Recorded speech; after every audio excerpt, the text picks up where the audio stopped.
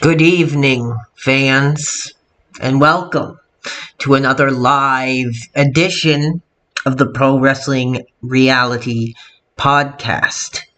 And as the title makes mention, we are going to be discussing that original Philadelphia promotion and how I feel that they deserve a Hall of Fame spot, up in New York. I want to start off with a very troubling story here. To fully understand this situation, you really have to go back to the beginning. They risked their careers. They broke their backs. They gave their blood. Some of those original talent, those original names, met their wives. All because of that small Philadelphia-based entertainment promotion.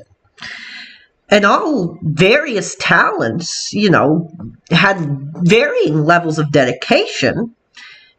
There was so much unfortunate, all-encompassing, simmering, unsettled history of bad checks and broken necks. Now, I want you to put yourself in this position. It's a cold, rainy night in September 2017. Original Philadelphia-based talent Justin Credible leaps the guardrail at a local event and quickly slides passionately into the ring or onto the stage. His classic theme from yesteryear hauntingly echoing throughout the venue. And he's pacing around the ring and pointing the kendo stick. And he's hot. Then, for only a brief second, he's, at the absolute peak of his youth. And it's Heat Wave 1998 all over again. But suddenly, it all comes crashing apart. And the modern era finally catches up to Polaco. It starts off with confused whispers throughout the audience in attendance. You hear one longtime industry fan say, "Is this a shoot?" Credible, this is live, I do apologize, frantically asks for a microphone. When nobody hands Credible a microphone, he goes into a terrifying, unhinged, and unscripted rant. And we, at Pro Wrestling Reality, understand, it's difficult, and it's challenging footage to watch. It's also tough to make out exactly what was being said during this tirade, but our team here at Pro Wrestling Reality has done its best to transcribe exactly what was said and be warned. Things that were said by Credible, truly were concerning. As we mentioned, Credible starts out gesturing for the microphone, expressing to the live audience something was clearly on his mind.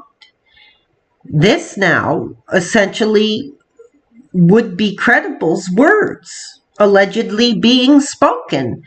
Now, from the best we could decipher from the live video clip, here we go.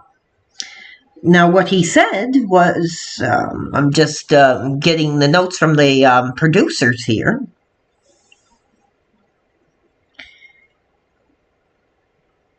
No. This is the plan. Give me a microphone. Give me a microphone. If I end up in jail tonight, don't worry. I was in jail last week. And tragically, you might notice right away that The audience isn't cheering.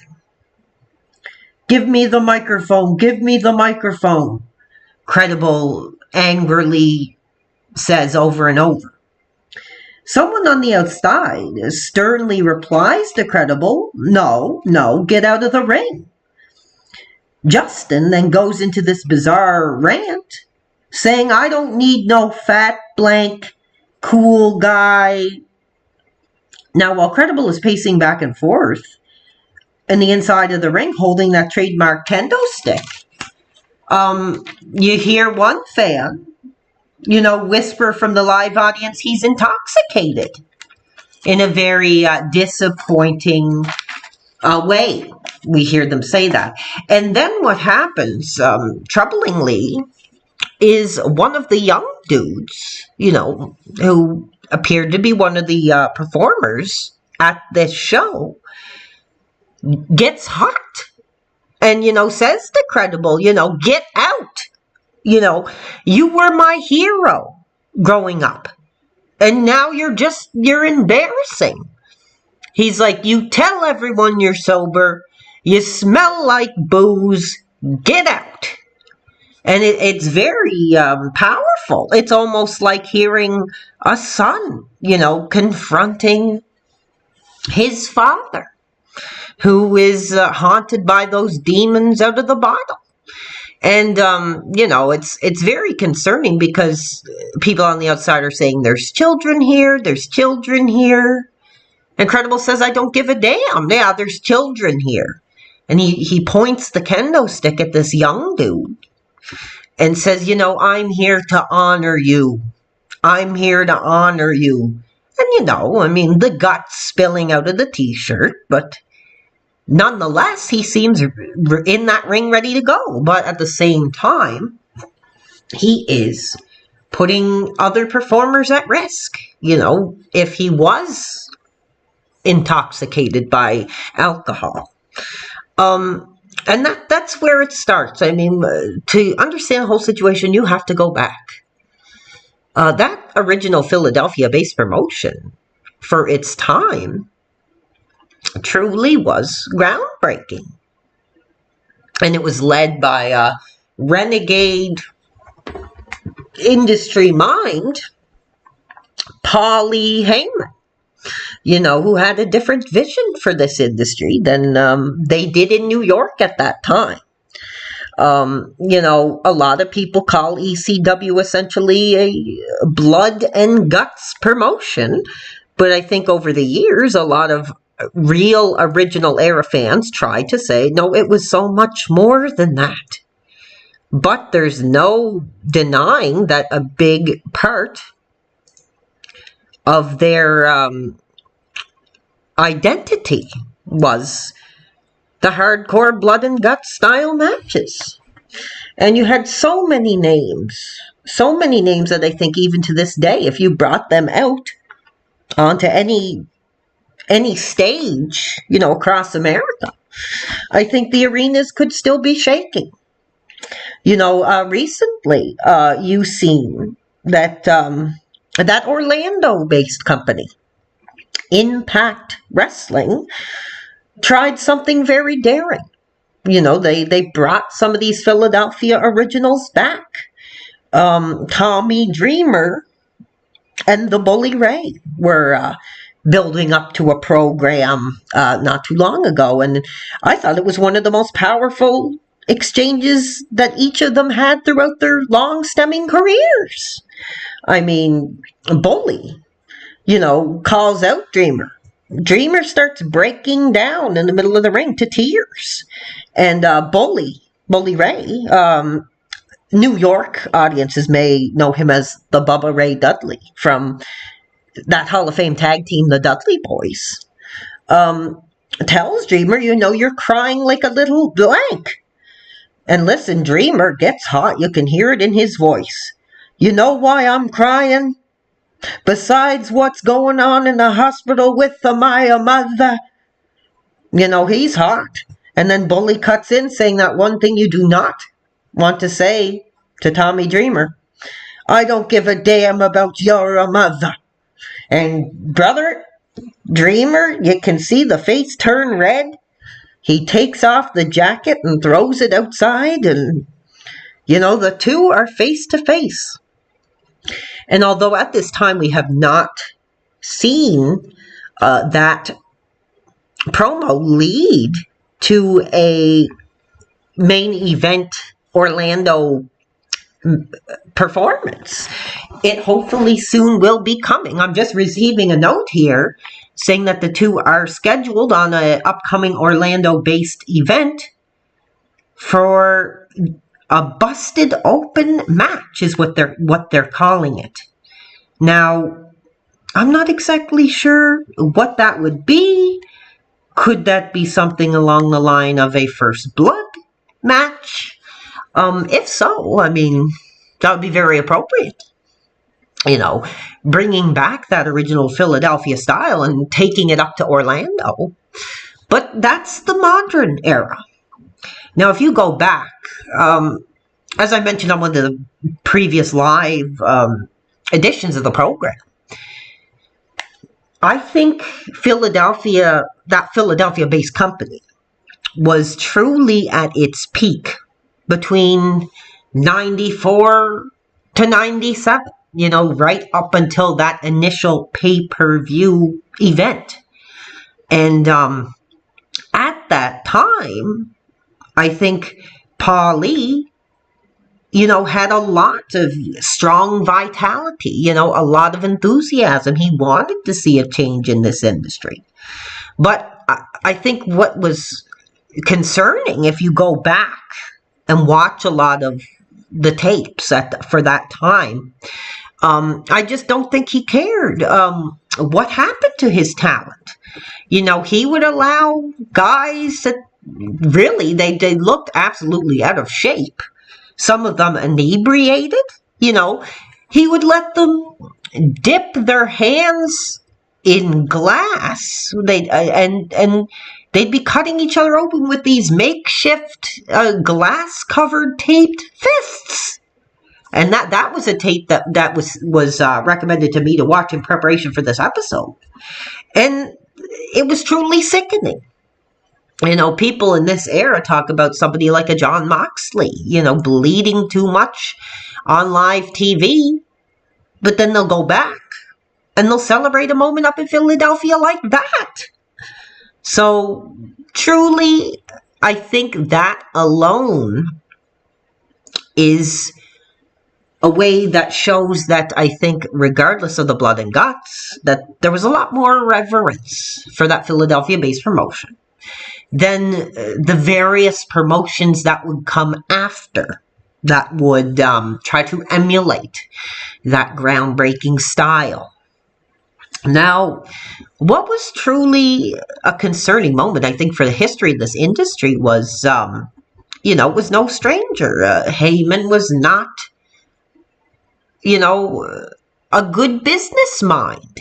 He may have had that creative fire, to really push for something different. But when it came to the money and sense, he had anything but sense.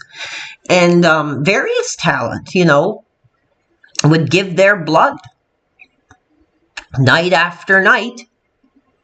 And they go home to their families and find out that a check bounced. And, they gave that blood for nothing.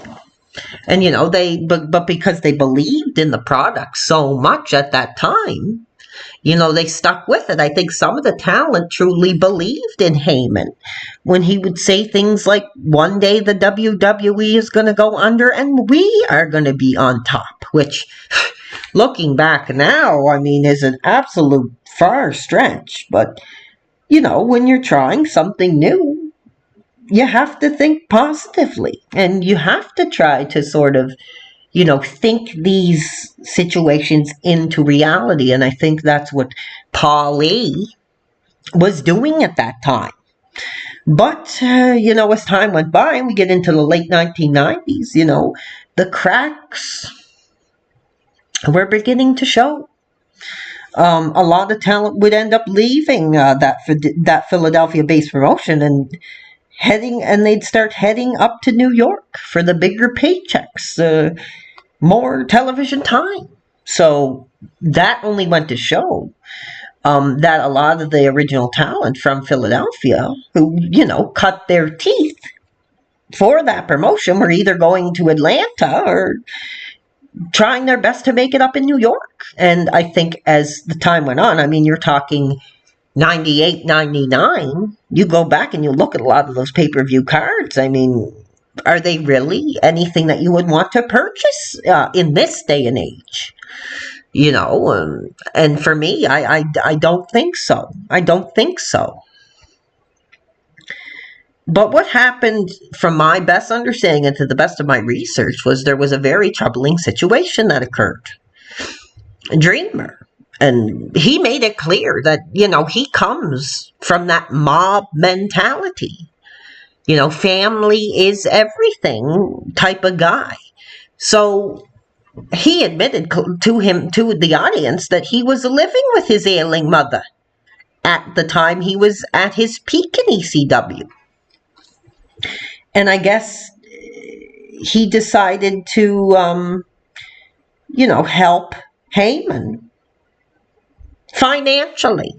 Yeah, so Dreamer took a loan from his ailing mother, while sweltering under the roof of his ailing mother, and gave that into helping Heyman.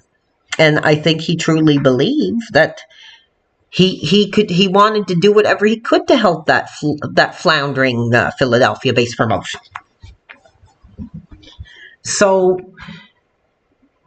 I think Paulie knew that clearly he knew that the promotion was floundering, but he tried to stay positive.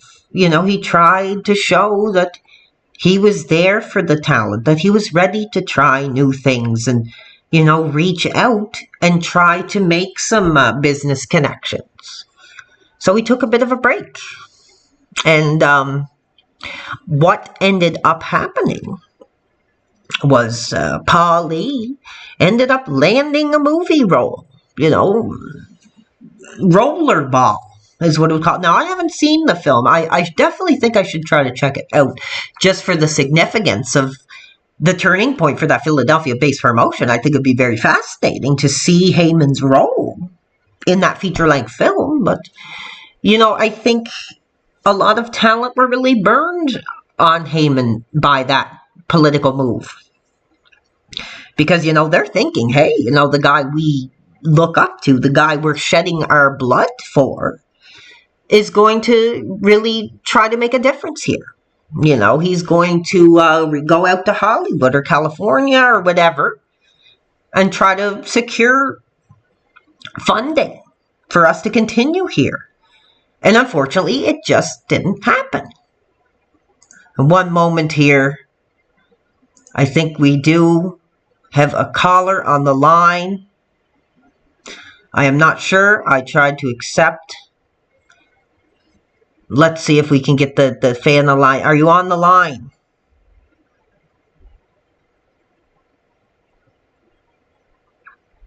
Oh, I guess not. If you want to join into the show tonight, try clicking on the link in the description that says under call into the show. We're trying to get that set up. We haven't had a caller yet, so we're not sure if it works or not. But anyway, I'm going to get back to the story until we hear from a fan who may have a different perspective. But Paulie, I think, left a lot of talent under the assumption that he was going out to Hollywood to strike a business deal or strike a television deal to continue his promotion. But then, with absolutely no warning, a lot of the talent find out that, he's smoozing and boozing with movie producers. And, he kind of sleazed himself into a Hollywood role. And, I heard when he got back, he would just show up to the office and the door was shut most of the time. And that, even a group of Philadelphia originals would be standing outside of his door hot to ask why their checks bounced. I couldn't imagine. Could you imagine, going through a flaming table or being cut open with glass or, anything along that line? And then you expect to be paid for your performance, and, Paulie's on his hands and knees, saying, oh, he can't do it right now. He can't do it right now. And then you go to the movie theater and see him have a bit role in a major Hollywood feature-length film. So I think that's where the trouble really started, and the industry started seeing Heyman not so much as this great influential industry mind, but as this sort of, shrewd, shady, kind of telling you one thing but doing another behind your back type businessman. And what really drew the line for me was around that original time, late 90s. New York was at its peak. And Paul Heyman, after years, almost a decade, would trade his ECW ball cap for a WWF ball cap. And now this was right at the height of that invasion angle, which was a very monumental time in this industry when it occurred. Now I think a lot of fans look back and see what a blunder it was. But I believe back then that was truly week-to-week viewing. And a lot of fans were wondering who was going to come over. Who was going to, oh, we just had a message from a fan here, excuse me. Who would be showing up through that New York curtain once WCW and that Philadelphia-based promotion shut their doors? And one of the first was Paulie. And, he ended up getting himself a nice, cozy little position, doing commentary, which I never really thought fit.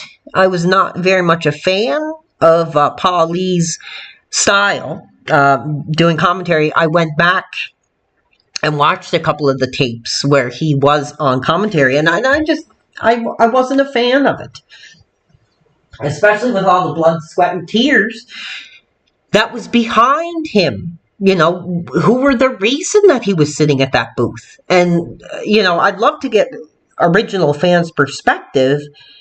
How did you see it? I mean, were you happy that Paulie was up in New York? Or do you think he really turned his back on a lot of the talent? Because if you look back, a lot of the talent, didn't get in to that New York entertainment-based company until years later. And that's where we talk about a very troubling story. And I want to make sure I get my facts right here. I got the producers of the show here handing me the sources here. So I want to make sure I get this story clear. And some of it has come from Dreamer himself. But, viewer discretion is advised, because this is a very troubling story. And even Dreamer himself, reached out to us directly and said that there was heat between himself and Pro Wrestling Reality for some of the comments that I was making about the situation. So, Dreamer, by the time that Philadelphia-based promotion shut its doors, Dreamer was not in a great financial position. As we said, he gave a loan to Paulie to help keep the business afloat. And then Paulie runs off and does a film. So when Dreamer seen Heyman, at that WWF commentator booth, he was incredibly hot. And as we said, he comes from that mafia-esque mob background. You don't mess with the mother type mentality. So he took this very personally. And it ended up coming to a very troubling situation where Dreamer, was sort of scoping out an arena that was going to be holding WrestleMania 17. And he says that he noticed a sign that said there were guns allowed. I believe this was Texas, which is a very, armed state, from the best I understand. And he asked one of the security guards, what does that mean, guns allowed? And the security told Dreamer that while in the facility you are able to carry a registered firearm. So Dreamer, knowing that New York was going to hold a monumental WrestleMania in this stadium, started hatching a devious plan. He started having some really dark thoughts, he says. He says that essentially he wanted to, buy a ticket as a fan to WrestleMania. Then he was going to sneak in a handgun, under his jacket or whatever. And during the show, he was going to jump the guardrail and blow Heyman's, as he put it, he was going to hit his pose, blow Heyman's brains out, and then off himself. So, thank God it never happened. I mean, a part of me would like to see Heyman have gotten that mob justice, but not in that way. Not in that way. Maybe if Dreamer hired a couple guys during the event to jump the guardrail and kind of rough up Paulie for the money, I would have been all in favor of that. But Dreamer was very thankful that he didn't do it, and he actually says that there was a phone call from Jim Ross, saying, don't worry about it, Tommy, the deal's almost done, and we're going to get you up here soon. So, I really think, JR was a bit of an angel on Dreamer's shoulder that night that stopped him from really, having these seething thoughts about what he wanted to do to get revenge on Paulie.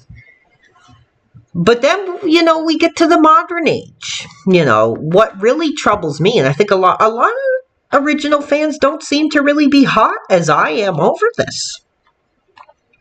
But for the past decade plus, Heyman has had this nice, cozy little position up in New York, walking out with Brock Lesnar, saying Brock Lesnar's name in the ring and letting Brock do the promo. He's holding the titles, while other original Philadelphia talent are still working in these small arenas. These were once main event, high-level billboard talents that are just doing what they need to do to survive, essentially. And yes, was Heyman a great mind for this industry at that time? Yes. But my God, I would like to think that him having that position up in New York for so long now, that all of his debts with these talent are settled. And if they're not, they should be. Or I think Paulie deserves to essentially be behind bars, for what he put a lot of these men and women through at that time.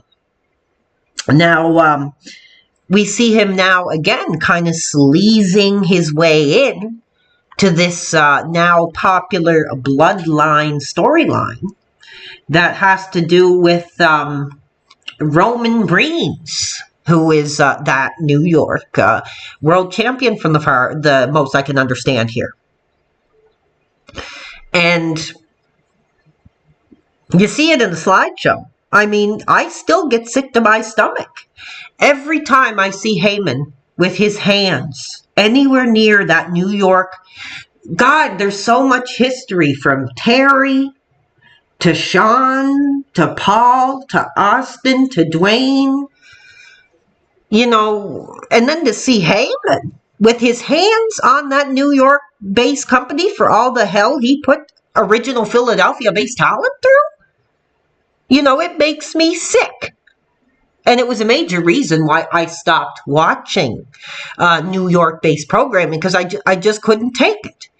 I couldn't think of a guy like Dreamer, sweltering under the roof of his mother. Well, Heyman is getting this main event spot alongside championship level talent. And, he posts a lot on Twitter, look at this restaurant that I'm eating in tonight. First class flights, the bloodline treats me. Of course, some of it is in character, as you understand. He shows off his nice suits, his fancy perm and his hair, he might have the side hair only, but he gets it maintained very well. And in the meantime, some of these guys from that original Philadelphia-based promotion are wearing the same clothes that they wore 25 years ago. I mean, it's truly one of the biggest injustices in this industry, I believe.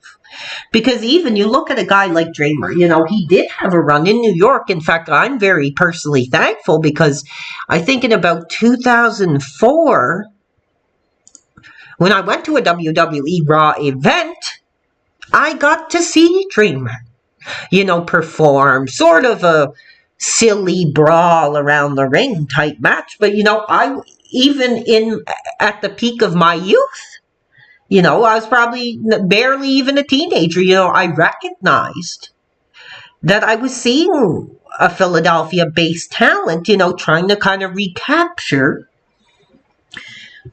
what was so powerful to fans back then. And I was very thankful for that experience.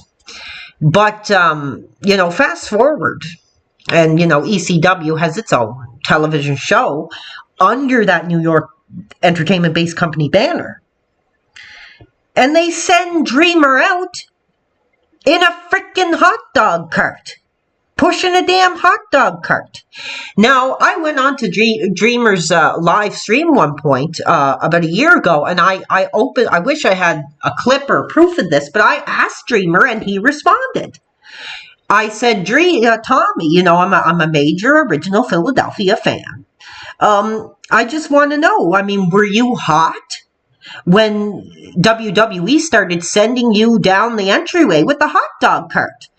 And I found it very confusing because Dreamer said, from the best of my recollection, he said, I was hot about it. Yeah, no, not really. I used to come out all the time in ECW with the hot dog cart.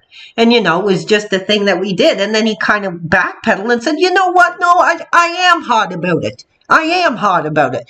But I went back and tried to watch as much footage as I could, and I never remember Dreamer coming out with a hot dog cart at any time in the original years of that original Philadelphia-based promotion. So I was a little confused. He might have just been in the heat of the moment as well. But I thought it was very concerning because you could tell, I think he was hot about it once he remembered having to do that. And that just goes to show. And now some of the audience might have to explain to me because I'm Canadian, right? So I don't understand if this whole, because they did it to Kane.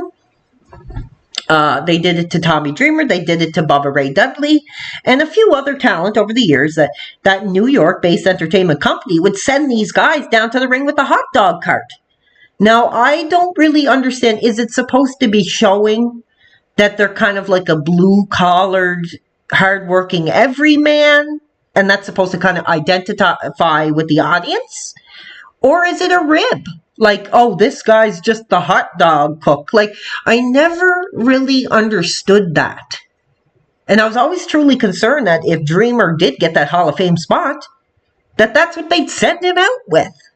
And God, I've never been so hot at New York programming than that moment. Because in my eyes, I thought it was disrespectful. Here's a guy, like I said, broke his neck, shed his blood, met his wife for that original Philadelphia-based promotion. Now here he is, pushing a hot dog cart down the ring. All the announcers, oh, there's Tommy Dreamer. We love to see him. And he's got the hot dog cart in hand. That has nothing to do with his original character at all. Unless, like I said, that you're trying to show him as this sort of blue-collar, hard-working everyman who fans can identify with. Now we get to the modern era. It does trouble me that with Heyman's, high level spot in New York, standing alongside all these main event talent, that at least one, ECW original isn't working up there. A lot of them are getting older now. But I mean, if you go back and you look at how much blood, sweat, and tears that they shed for Paulie, you don't think he would put a word into New York? I mean, hey, a guy, well, I think he might have got a couple guys in, to the Hall of Fame, like Rob Van Dam and the Dudley Boys. But again, they're entered under their New York moniker, not, it has nothing to do with that original Philadelphia's promotion. But it's truly troubling, because I think that it's about time that ECW as a group gets a Hall of Fame spot. I mean, the most similar example I can give is what they did with DX. So essentially they just took the stable and put most of the noteworthy names in the Hall of Fame under that New York D-Generation X moniker. Now, I think they need to do the same thing with ECW now. They need to take a guy like Dreamer. Here's the lineup I would like to see. Dreamer, Sandman, Sabu, and maybe just a lower card talent, maybe like a Mikey Whipwreck, put into the Hall of Fame. Under that, even if you just want to call them the Philadelphia Originals. Because I think as much work as New York has done to bring back that past to fans, they did the one night only, stuff like that. I think that now, with the clean way that they're going, they don't want younger fans to go back and really be able to celebrate that history. And, Paulie is out there, flaunting the high salary with the nice suits and the fancy dinners. But, I wouldn't be surprised if some of these ECW originals are eating out of a can, after a performance, and that really is troubling to me. That really is troubling, because they did so much, even without Paulie, when it just came between the ropes. Everything that a lot of that talent did, I think, really turned the business into a different direction. I mean, without Philadelphia's influence on this industry, we may not have had guys like Paul Levesque. I'm referring to Triple H as his New York moniker, really pushing for those main event style bloodbath, hardcore style matches like that we got at the 2000 Royal Rumble against Foley. I mean, that was absolutely a showcase of everything that was great about Philadelphia in its original era. And, I think even Paul, I don't think gets enough credit for really bringing that main event, hard-hitting bloodbath style up to New York. Because before that, I mean, if you look at some of his programs with the Heartbreak Kid, Shawn Michaels, Batista, Ric Flair, a lot of those guys that Paul worked with at the height of his run, were... That style was straight out of Philadelphia. There's no doubt about it in my mind that that's where the influence was from. And I think it's really important for New York now at this current era to go back. We're losing a lot of these talent. I mean, New Jack, yes, he does have his controversies and he is a very polarizing figure, but he was passed away. And then Paulie is on the air crying and, giving a heartfelt speech, when all you have to do is type in New Jack, and probably the first 5 videos is him talking about his heat with Paulie. And I don't think that heat was ever truly settled between the two before New Jack's unfortunate passing. But cry all you want, Heyman. You got a whole roster of guys, spread out across the nation that are still working in those school gyms, that are still working in those bingo halls.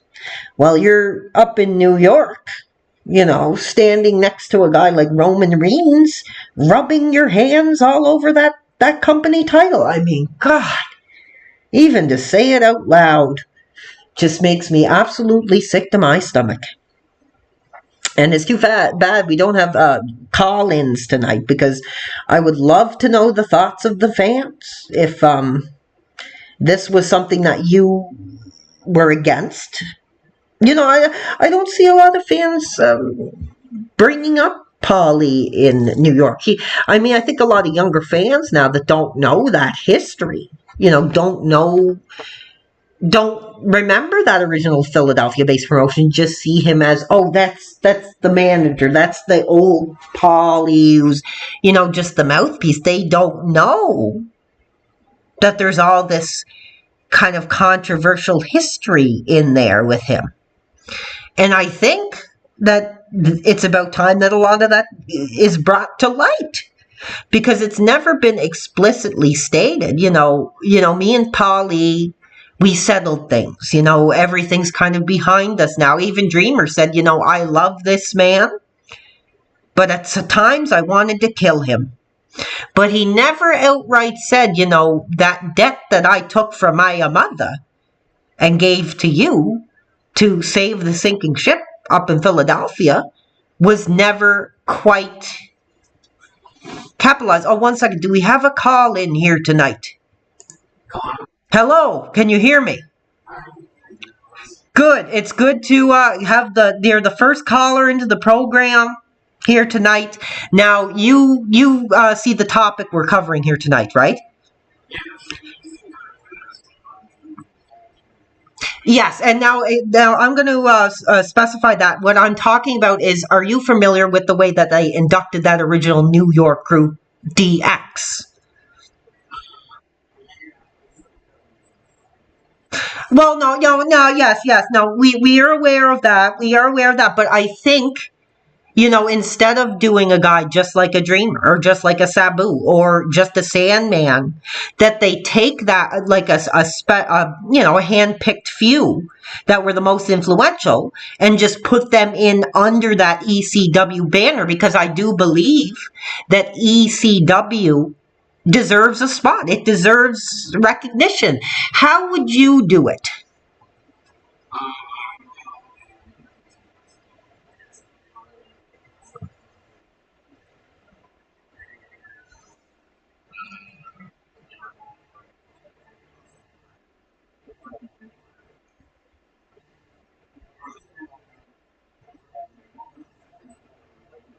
Well, see, that's exactly what I was saying. I feel that what the I don't know if you were listening earlier in the live broadcast tonight, but the names that I chose were Dreamer, Sandman, Sabu, and Mikey Whipwreck to go in under that banner. Now, a lot of the names that you're mentioning on tonight's program, I don't think are very familiar within New York audiences. Do you want to explain why you picked those names specifically?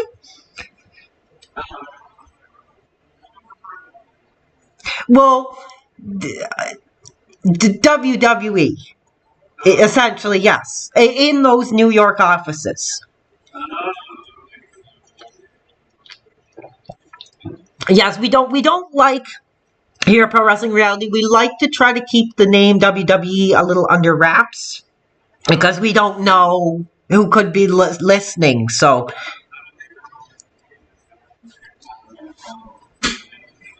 well, I mean, better safe than sorry. Am I not right? But anyway, back to the question. And may we get back to the question here. Why did you pick those specific names? I'm really curious. Are they just names that were influential to you when you were a young fan watching? But I don't get that. I mean, if you put together an ECW program, like you go back and you look at that Hardcore Justice 2010, and you look at the names that are featured on that poster, none of the names that you mentioned, other than some of them going through an unfortunate passing, really left their mark, enough, I think, to be officially recognized when you still have talent. Some of these guys, I said earlier in the program, they're still working the school gyms. They're still working the bingo halls. They're probably going home and eating out of a can, at the end of the night. And I think that they deserve recognition.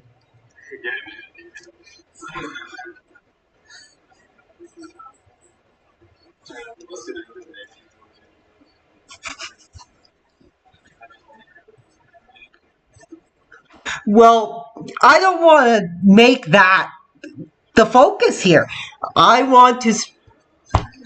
Okay, well, listen. I mean, listen.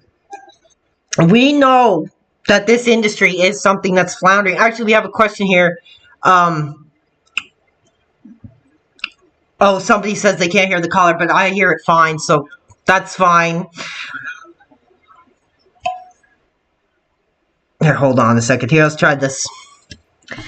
I'm just going to leave it at this just in case we do have a technical difficulty here. I do appreciate your call, but just your last thought. I just want to get your point. So why would you pick those names above somebody like a Tommy Dreamer or like the Sandman? You went with some pretty deep cuts, when you're talking about that Philadelphia-based promotion. Well, Tommy Dreamer is a big baby, and I didn't even really enjoy him when he was in ECW. What? Axel Rotten never got his fair due, I don't think, and I think of post. Now hold on. I don't want to interrupt. I like to give everybody a fair shake on this program. You're calling Tommy Dreamer a big baby. Yeah, he's always crying. Well, earlier in the program we talked about were you watching that recent high-level program they were trying to book up in Orlando between Dreamer? I legitimately don't know what promotion you're referring to. I guess now it goes by Impact Wrestling. Okay. They're doing a program right now between Ray and Dreamer. And, Yeah, that's no good, brother. What? That's no good. I mean, that's a program. Hey, a lot of doctors and lawyers, they go through law school. And then they're on the plane, going to see the Rolling Stones. I mean, it would be the same for me if I heard, hey, Dreamer and Bully Ray are going to be main eventing on a high profile card. I'd be booking my hotel room that night.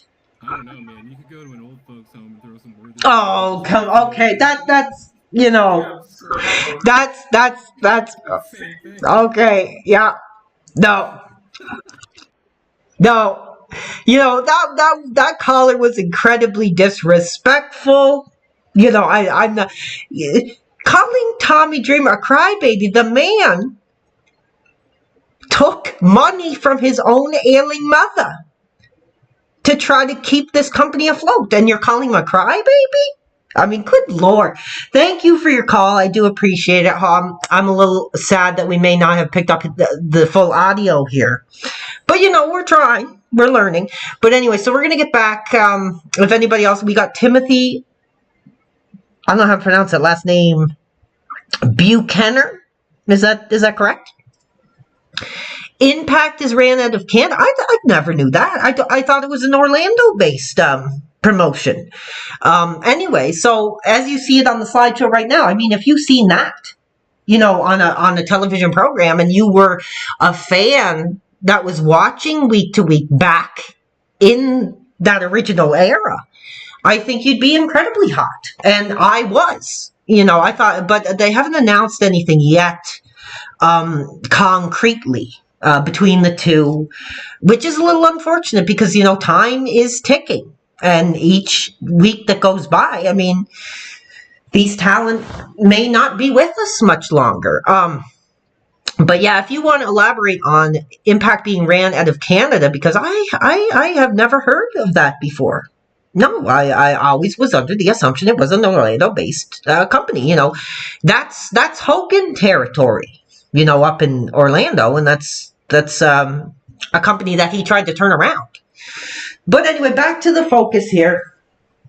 Great comments, but I had to cut the line when he started calling Dreamer crybaby. This is a man who has given his body, mind, soul, met his wife for this industry. So of course, they say blood, sweat, and tears, right? The only time I remember him crying was on that Impact promo, where it was because his mother, he said, "Why am I crying? Besides what's going on in the hospital with my mother?" So he's a very emotional man, but that doesn't necessarily make him a crybaby.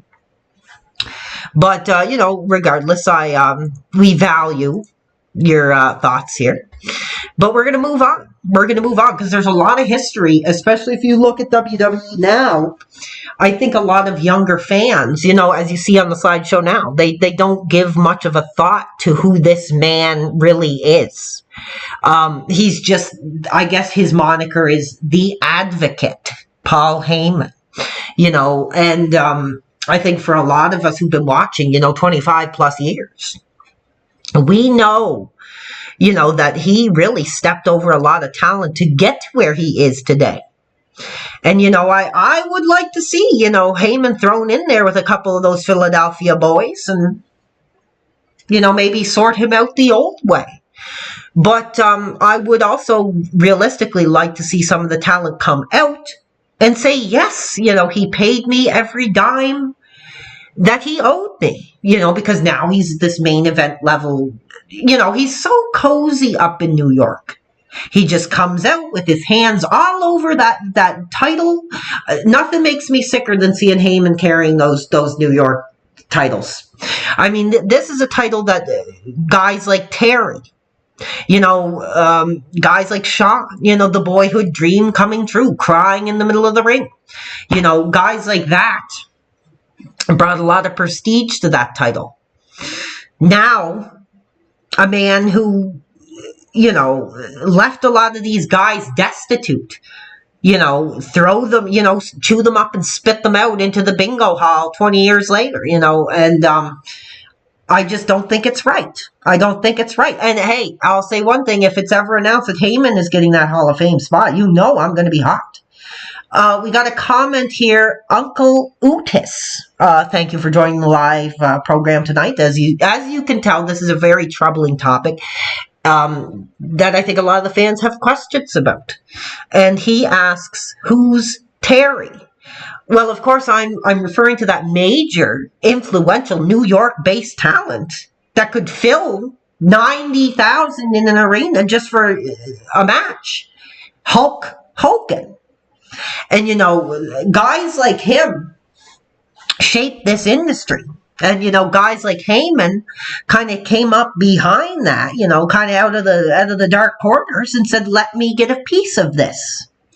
I'm just going to take a quick drink here. Excuse me, I'm getting very emotional tonight.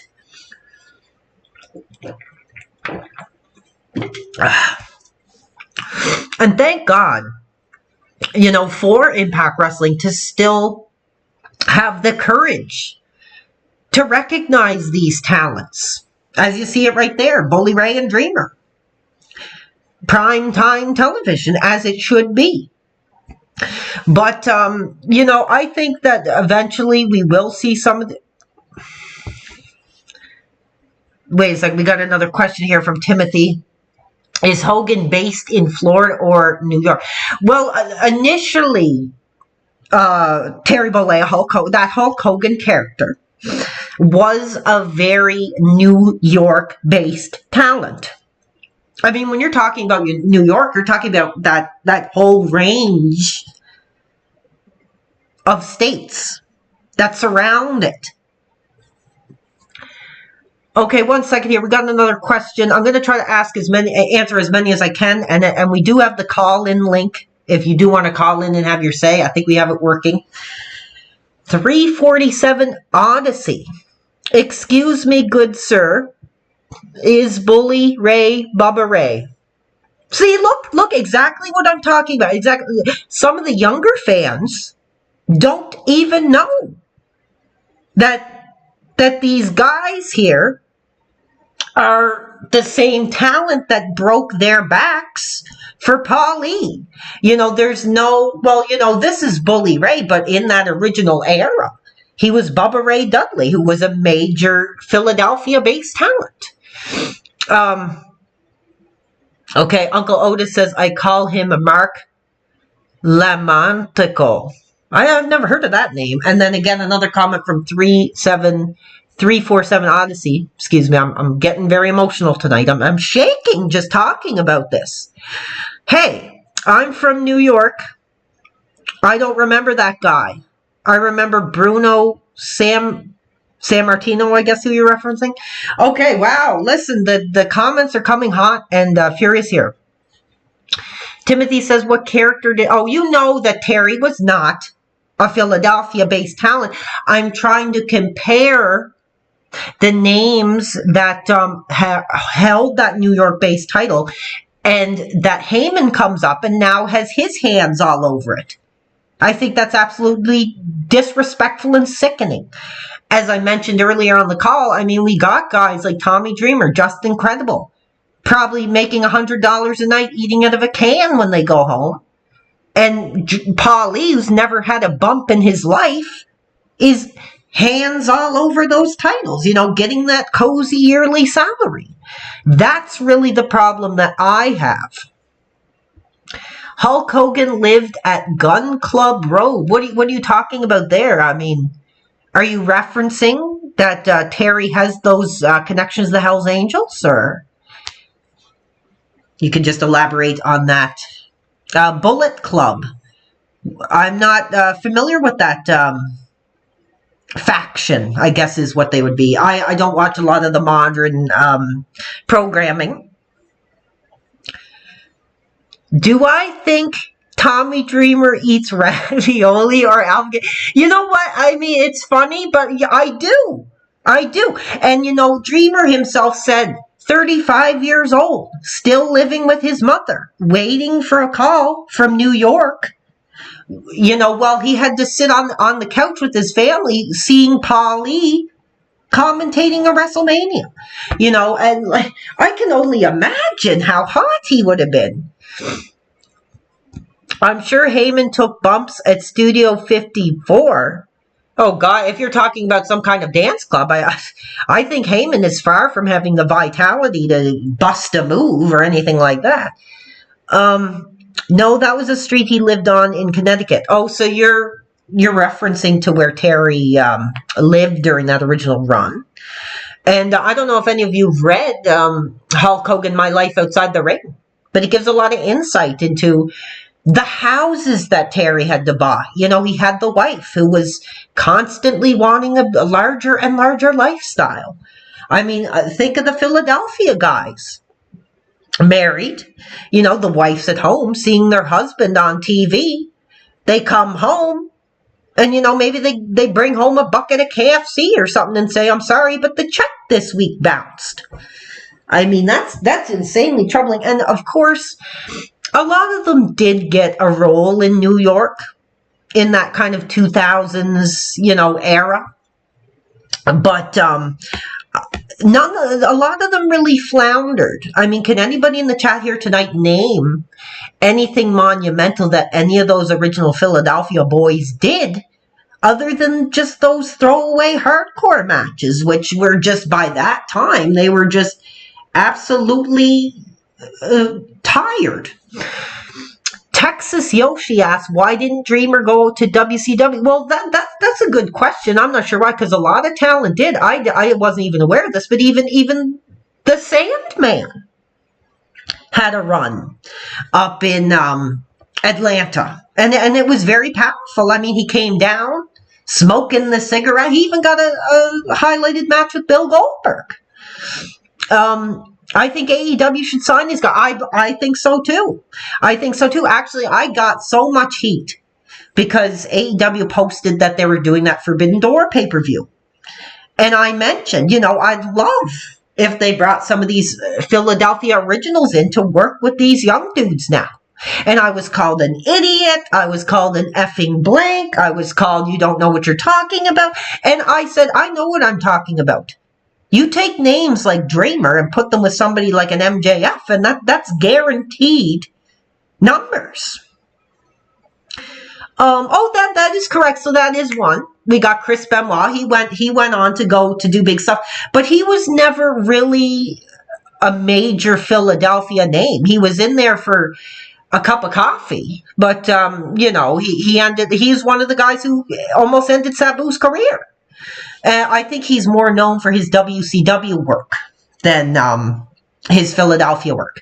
Am I going to Forbidden Door in Toronto? No, I'm not. I am Canadian, so I have wanted to see an AEW show, but no, I'm not going to Toronto for that. Tommy Dreamer versus Jon Moxley would be so epic. They'd have an awesome hardcore match. Bully Ray and Hangman too. Actually, no, you know what I'm going to say?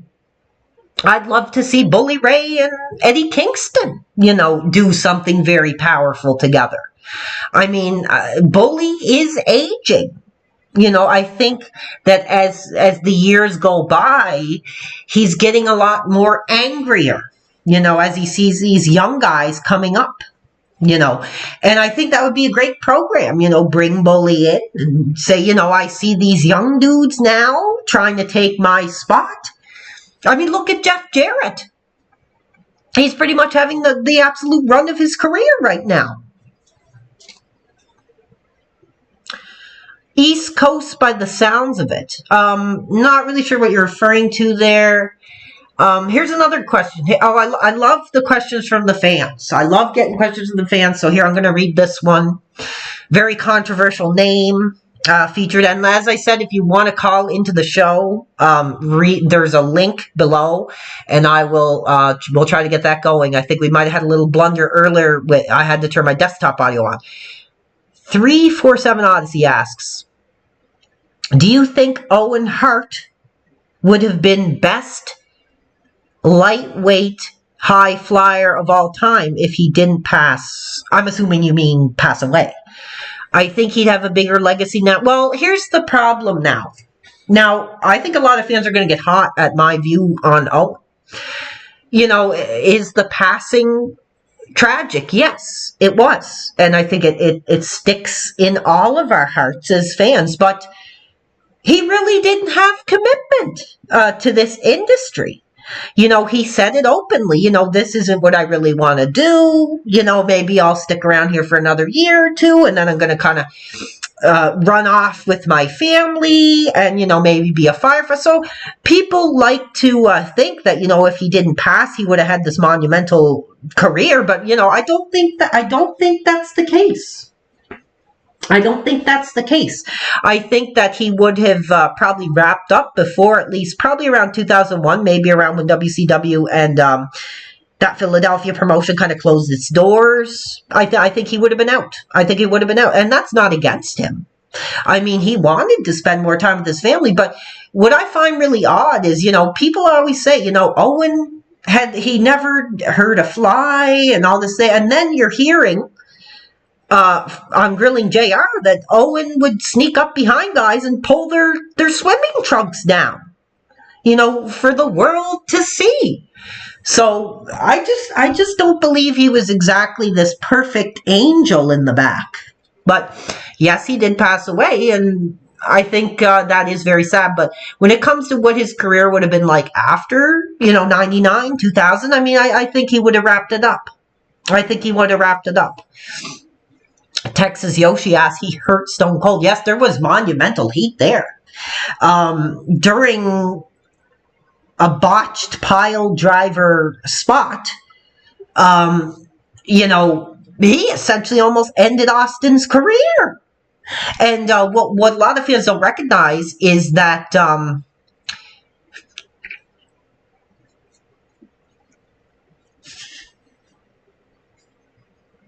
a lot of people don't recognize that Austin had to change his whole style after that, and thank God it worked, because that, like, a lot of people back then thought that was the end of his career, because a lot of people grew up watching him have so much more athleticism and vitality in Atlanta as Steve Austin. And even when he initially came into WWE, who watched some of those old... Okay, just hold on. I'm going to finish this thought, and then I'll move on to any other questions. But if you go back and watch some of those initial matches of Austin, you know, when he came into New York compared to after that match with Owen, I mean, it was completely different. Completely different. And, I mean, you're saying that this was from, say, 98 to 2003, and that was basically the end of his career. I don't think he deserved to be tossed off a building for hauling people's trunks out. That's not what I said. I didn't say that Owen deserved to be thrown off the top of the arena. I'm just saying that when people look back on Owen, they're always saying stuff like, oh, his ribs never hurt anybody. He was this, like, perfect angel. But there were instances where he would take somebody's luggage and throw it off the bridge into the lake. And, you know, he'd go up to a guy like JR and pull his pants down. And I just think that, I mean, yes, it was a different era back then. But I just don't think that's appropriate behavior to say, well, this guy's pranks never hurt on anybody. Texas Yoshi says, I think Austin hurt somebody with the same move working in Nipton. I've never heard of it, but maybe that was karma coming to collect, as the Ultimate Warrior referred it to. Yeah, I think he should have gotten his little blank spanked. That's enough punishment. Okay, sure. I mean, I'm not exactly sure what you're referencing there. That's just guys being guys. Well, yeah, see, back in that original era, it may have been guys just being guys. But if you look at it now, with that whole Me Too perspective, I think there was certainly a cause for concern with that sort of thing. But hey, you know, let's just leave it in the past. Texas Yoshi asks, do you think Vince Russo was ribbing Owen by not having the harness attached properly? What do you mean by ribbing? Well, I'll get into that's not the topic tonight. That could be a whole other episode. But what I believe was that Owen thought his career was on the line. You know, if any of you fans went back and watched that audio documentary, The Final Days of Owen, they actually tracked down a fan who was traveling with Owen that day and how he was telling the audience how Owen was like, oh, I don't want to do this. I don't want to do this. His cell phone apparently was ringing off the hook. And apparently when he answered it, they told him, you either do this stunt or you better find another career. So I think what happened was it wasn't Vince Russo. It was the fact that the guy who rigged up the device lied about his credentials, saying that he did work up in Atlanta for Steve Borden Sting's character when he would descend from the rafters. And he didn't. He was only somebody overseeing somebody with years of experience doing it. Do you think if he had the mini wrestler attached to him as originally planned, it would have broken his fall? I know exactly what you're referencing. Honestly, I think if that did happen, they would have probably both passed. I mean, thank God. I mean, like, we never, here at Pro Wrestling Rally, we never want to see tragedy, you know, happen on that stage. But unfortunately, that's a night that'll always, you know, have this dark cloud, you know, hanging over this industry, probably until most of us are in the nursing home, you know, still watching our DVDs of SummerSlam 2002. And we'll still be wondering about it. Now, I'm going to ask the chat here. I'll throw out a question to you guys. Do you think if Dreamer went along with that plan of jumping the guardrail and hitting his pose and blowing Heyman's brains out live on WrestleMania 17, do you think that would have changed the industry forever?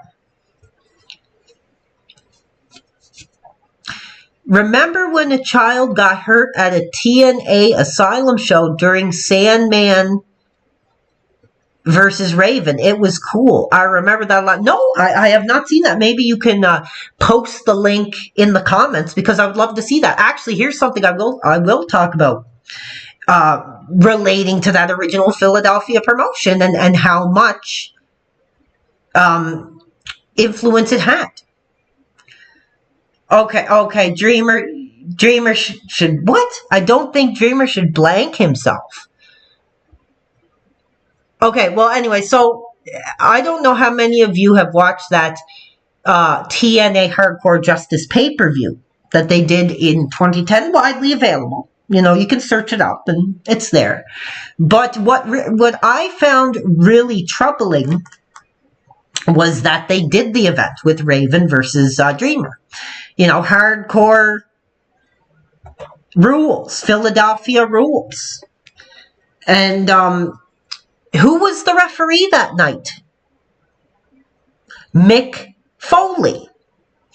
And what really concerned me, because my views on Foley are widely available. You know, I have a lot to say when it comes to that original name. But what ended up happening was Foley was the referee between Dreamer and Raven, and they did a spot in the match where, what was it called? Sorry, I'm getting the names mixed up. Raven took Dreamer to the side of the ring in front of his two daughters and started cutting his forehead open. And Mick is just standing there, brain dead, allowing this to happen. And we've seen more than a decade ago the impact that a situation like that had on Foley's own daughter. So, you know, I think that was absolutely irresponsible. We do have a fan that's saying Foley is a garbage wrestler. Now, here, Foley was a very influential name. Took a lot of risks. Did a lot of things a lot of talent didn't do.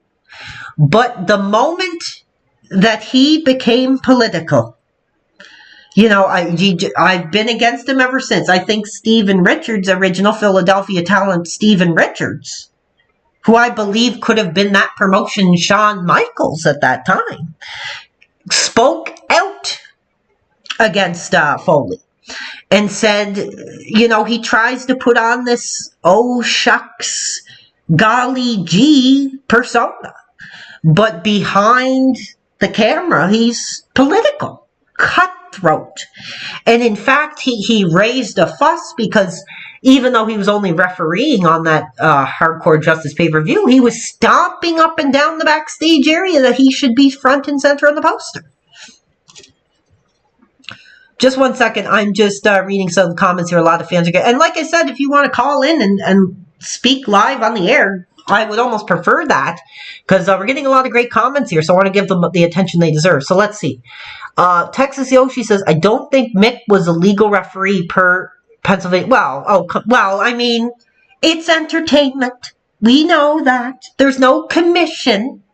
But I do think that we never heard a story that Dreamer or that Foley walked up to Dreamer and said, you know, that's something you shouldn't have done. You know, that blew my mind that they did that right in front of Foley. You know, probably making him have a flashback to that hot January 1999 night. You know, where he said himself that he gave his body to The Rock and he felt that he didn't appreciate it afterwards. I mean, that's the same guy who fell off a cage, took multiple chair shots to the head to The Rock. No wonder he's not smart. Now, here's the problem. Back then, Foley really had an edge to him. But as the injury started to mount up, as I mentioned in one of my prior videos, he would trade falling off the top of the cage for a Chef Boyardee commercial.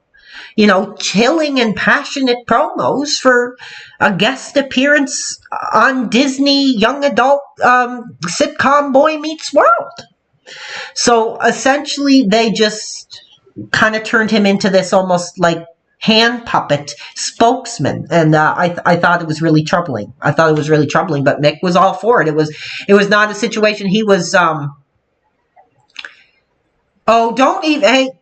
don't even mention Adam Copeland on this stream, because that is somebody that I have incredible heat with. I mean, how can you have any respect for a man who samples another man's thrill and then is crying on the phone saying, "This never meant to happen. This never meant to happen."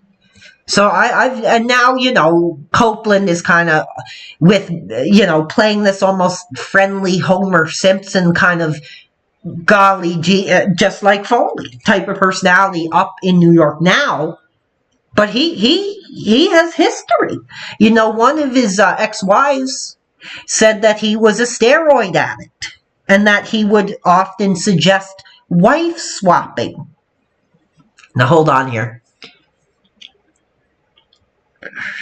I just don't know the delay here, so I just don't. If I miss a couple of questions, I am sorry. I'm trying to get to all of them I can. I'm sorry. I don't know what character Foley played. I'm not a deep insider type. I don't really know what you mean by that. All these guys need to shut up and wrestle. We need Sandman back in wrestling. Well, he is still in wrestling. He's still in the school gyms, taking bumps to the concrete floor. And you're saying we need him back. No, we don't need him back. We need him to get recognition from a major promotion again. Mick Foley did Chef Boyardee commercials while Tommy Dreamer is stuck at home eating it out of a can without warming it up. Exactly. I mean, they both cut their teeth for that Philadelphia-based promotion. Why is Foley the one getting that major commercial recognition, and then Dreamer's the guy eating the crap, after getting his forehead busted up, taking a chair shot, going through a flaming table? It is concerning, and he has a family at home. It just seems that a lot of these talent, if they get to New York, it's just like, we're not going to worry about the guys that we shed our blood alongside. That let them wear the same clothes they've been wearing for 25 years. Doesn't affect me, but I mean, that's just the way of life sometimes. Sample another man's thrill. What does that mean? Well, that's going back to that whole Matt Hardy, Adam the Edge Copeland situation, where from what I understand, they were all friends. They were all getting together, but during one promotional tour, Copeland and Lita started traveling together without Matt. And, they bonded, over the broken neck and various other things. And Copeland eventually ended up sampling it. I can't put it any other way because I don't want to risk getting into any kind of situation with YouTube here. But what happened was Hardy was getting suspicions, and he was really hot about it. And he was paying for Lita's phone bill at that time. So he just, this was a whole different era. Now we're talking about the mid-2000s here. Just snatched the phone, out of her hand, and she's crying. Matt is going through the messages, and he sees all these steamy voicemails from Copeland, and he calls Copeland and confronts him, and Copeland is on the phone crying. This never meant to happen. This never meant to happen. It never meant to be like this between us. And Hardy flew into a rage. He said that he told Lita, get the backside, pack your bags and get the backside out of here. And he then goes on to say that night they had passionate intimacy, which Lita went on to deny. Blah, blah, blah, blah. What? He hit it one time for the one time? I don't understand what you're saying there. No, they were in a full-fledged relationship. From what I understand, and it actually led to Matt being let go from that New York-based company. I remember, like, do you remember how much heat you could get in arena just by saying the words Matt freaking Hardy? I think it was actually was Heyman who said that. Said it right to Adam the Edge Copeland on that initial one night only pay-per-view. I only got a couple words for you, Copeland. Hide your wives. Matt frickin' Hardy. And the crowd knew exactly what was going on. But I'm just trying to get my thought here before I was taking questions. I very much appreciate all you fans who've interacted with the program here tonight. Hopefully in the future we can get more call-ins, because I love hearing the fans. Feel free. Link is in the description. 347 Odyssey. I don't know if that was the gentleman who was on the line here earlier. Do you think CM Punk is going to shoot Tony Khan? I do think that they do have a very troubled relationship. There is obviously monumental heat there. But, Punk, I don't believe, is this tough guy. He's a businessman. He hides behind lawyers and lawsuits, and look at what happened with that situation with the Buck brothers. I mean, not shortly before that whole situation took place, Punk made the very public saying, and he said, my door is open to any young talents that want to speak with me. But then the Buck brothers, I just imagine, they kind of give each other the nod and kick open that locker room door, and, you see the billowing steam, and Punk kind of emerging, out of that shower, much like that Bret Hart McMahon situation. And they had a brawl, and, Punk wasn't very successful in that, but he was going against these younger guys who have so much more vitality now. He says, PWR Nation, thank you for that support. Thank you for the kind words. Timothy says, after that Matt went to the second generation Philadelphia. Oh, you're talking about the WW. Oh, well, I don't want to say the word because, like I said, we don't know who exactly is watching here. But you're talking about the New York-based iteration of that Philadelphia-based promotion. Am I correct? Yeah, he had moderate success there. But I don't think he was at the absolute peak of where he should have been. He should have been in that main event at that time. But because of that situation with Copeland, his career was totally an afterthought. Yes, the Buck brothers. Well, I mean, when we talked about that media scrum where CM Punk had the words, and like I said, I think they were hawked, and they walked up to that locker room, nodded at each other like, "Are you ready for this?" Yes, and they just boom, super kick party that door down, and there was a lot of heat. I could just imagine the simmering heat that night. That's why I think he'd use a gun, because I don't think CM Punk is going to show up with the gun to Florida offices and put it to the head of Tony Khan or anything like that. This day and age, I don't think so.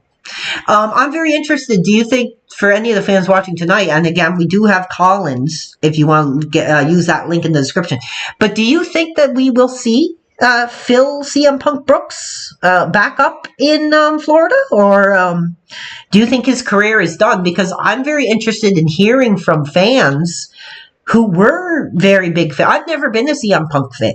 I mean, just one look at the guy, you can tell that he's very shady. kind of a cowardly, kind of crawling out of the shadows when an opportunity arises type guy. And then, you turn your back and he's saying everything bad about you that he can. I would not trust that guy. But for fans that were really excited for that debut, I was happy for them, and I would have liked to be a part of that. But I just wonder how many fans were absolutely heartbrokenly disappointed when Phil Brooks did what he did. Like, whether they like it or not, the ratings were better when Punk was there. Well, that is true. But if you go back, SC back, welcome to the program tonight. Glad to see you. His initial debut is the 5th most popular video, on the AEW YouTube channel. So it just goes to show there are other talent on that Florida roster that I think could surpass Brooks if they're put in the right spot. I could see Punk showing up in Impact. Oh, I do not think so. I think a lot of the very successful New York talent would not want to be on Impact. I mean, we've seen it already. Mark Undertaker Calloway basically put that Orlando-based promotion to rest on the WrestleMania stage when he buried AJ Styles alive. Their biggest guy, biggest name up in Orlando. Basically, when I watched that match, all I could think of was, yep, that's New York finally putting Orlando to rest. He looks like a blank-and Waffle House fry cook. Well, yeah, see, I don't trust a lot of those type of guys. They get all these thrills. They might have the girlfriend at home and then they sample another thrill and then they're crying on the phone to their girlfriend how this never meant to happen. He gives me that vibe. Yeah, very much like Matt Riddle, who I'm planning on talking about on a future broadcast here. Impact is still going, and Undertaker is required doing stand-up comedy. I am very sorry, but I have never heard the Undertaker is doing stand-up comedy. If you can provide us with a link to that tonight, I would love to see it. Maybe I'll speak about that. I've always thought, Undertaker is a great worker. But I think that his deadpan character was getting very tired. Phil's cool. You wouldn't understand. Well, why wouldn't I understand? What's cool about a guy who shows up, says he wants to break new ground with all these young dudes, and then, but I want to be in the world title picture. I want to be on the cover of the video game. I want to have the high-profile main event with former New York talent Jon Moxley. I mean, I just don't think he had the best intentions. I think he had the best intentions when he went up to Florida. But I think that ego got the best of him. And he couldn't help but wanting to be in that top spot again. Real Thrill Seeker tag. What type? Which Jericho's old tag team name? Maybe Phil Jericho get along. I heard there was heat between them. Recently, a lot of people on Twitter were showing an old clip of Phil and Jericho in the middle of that New York stage. And Phil was really dressing him down, saying, I think it eats you up inside that, you may have beaten The Rock, you may have beaten Austin, but you were never that top guy up in New York. And that is very true. Honestly, I mean, you look at the last couple of years of Chris's career up in New York, and it was the list. Undercard matches with the Big Show. It was nothing monumental. So I think that what Phil said really got under Chris's skin, and I think there's a lot of heat there because they didn't even interact during that whole Florida run with CM Punk going up to Florida and Chris having such a high level in that company. Like I said, a lot of people want to blame Tony Khan for the booking. I don't blame Tony Khan. I blame Tony Khan leaving the door open and letting these guys like Jericho, letting these guys like the Buck Brothers come in and say, why don't we try this tonight? And yeah, when you talk about thrill seekers, what comes to mind in this era for me is that Matt Riddle. And he has massive allegations tied to his name.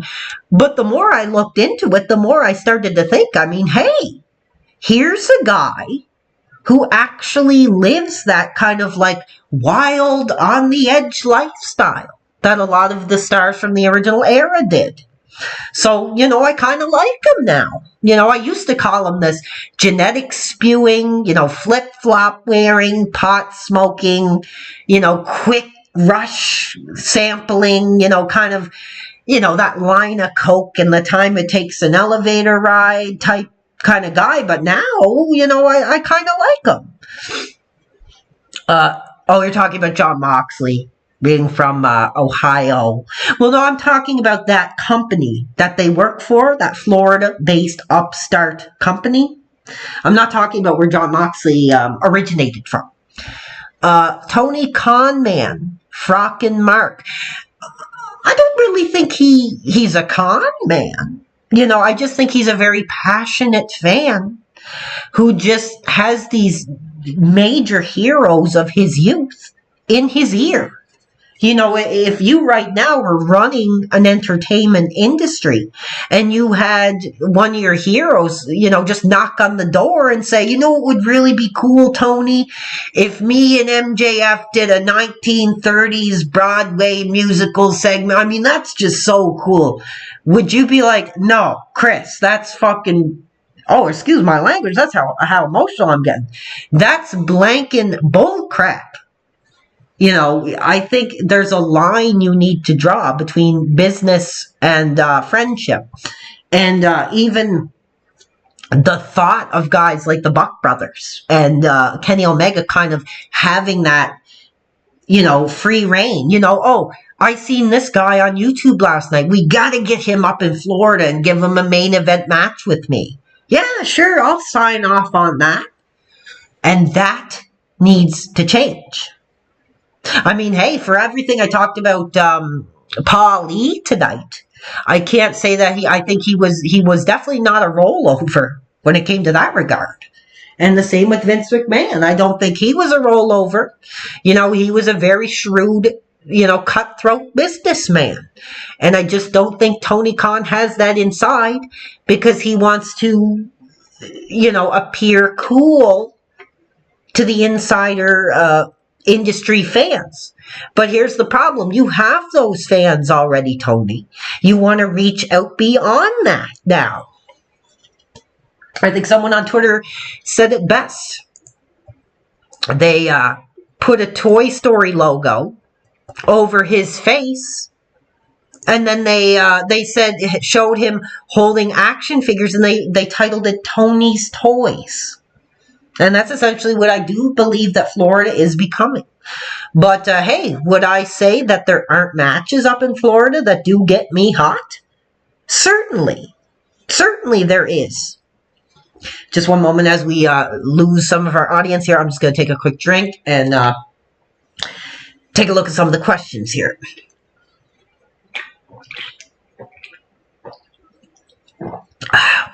Excuse me. Shout out to Validation Wrestling Reviews, who is openly sharing the broadcast tonight with his audience. We appreciate that. But, yeah, I'm trying to think of where, because we went off on a bit of a tangent here. But I guess, unless we get more viewers, I'm going to give my closing thoughts. We've been going almost over an hour here. Great having the conversation with the fans. Love the input. Definitely want to try to get more calls. I think we might have not had the best connection. I had to turn my desktop audio up, so I don't know if we got his whole call in. But I would love to get more calls from the fans because I love interacting with other industry minds who are very passionate about this industry. But here I'm gonna try to kind of wrap the ECW side of this program up for tonight. It's troubling. I mean, picture somebody like your own father in his mid 60s, lifelong journeyman janitor, pushing the mop bucket around. And, the guy that hires him, has an opportunity to kind of walk across the street and make big money elsewhere. And he never lets the journeyman janitor know that, maybe I owe you money, but I'm going to make more money here now. And whatever contribution you've made to this company is just irrelevant, throw you to the ocean and wish you the best of luck. Paul Lee didn't care if these guys were eating lunch meat sandwiches for the rest of their lives, as long as he, I'm rubbing the fingers together, got the money, from New York. I do believe that Paul Lee essentially sold his soul, for that position that he's in right now. And, God, I want to let it know that this is not just some advocate for Brock Lesnar or Roman Reigns. This is a man who's had history, made a lot of promises, had people behind him that were willing to do whatever they could. A lot of these original Philadelphia-based talent risked their lives. Some of them are in assisted living now because of all the risks that they've taken. And, I'd like to compare. I don't even know if you took 10 ECW guys and showed how much they make per year, I would believe that it would come nowhere close to what Paul Lee is making up in New York in this day and age. And it's troubling. It's troubling. But, we got to just think of the memories. And any promotion that gives some of these original Philadelphia-based talent like a chance to be on a main event level card, I think deserve recognition and they deserve celebration, because New York is not doing that. I mean, I even advocate, I sent an email up to New York actually. And I said, we have this Andre Battle Royal. A lot of the fans don't remember Andre now. Why couldn't you replace that with an ECW Battle Royal? I would love if they did an ECW Battle Royal to crown the final ECW original champion. That's what I sent up an email. Now, of course, I didn't receive a response from anybody up in New York, but that's something I was pushing for. And I would encourage any fans listening tonight to do the same. If you're truly passionate about that original Philadelphia-based promotion, don't be shy about it. You can find their email and let them know. You'd like to see Dreamer on the cards. I'll always be thankful that when I went to see WWE in about 2004, I got to see Dreamer. I got to see Steven Richards. Of course, he was in the opener against the Hurricane, but that history was looming. I got to see Bubba Ray and Devon, and of course they were against some tag team I don't even remember the name of, but in that brief moment, it was like seeing these talent. It's like if you went to go see a Morrissey concert, and you're just for that brief moment, you're seeing him at the peak of his youth, and that's what it was like when I seen Raw in 2004, when I got to see those original talents hearkening back to what they did best, and it was truly an emotional. I'm getting very emotional just thinking about it here now.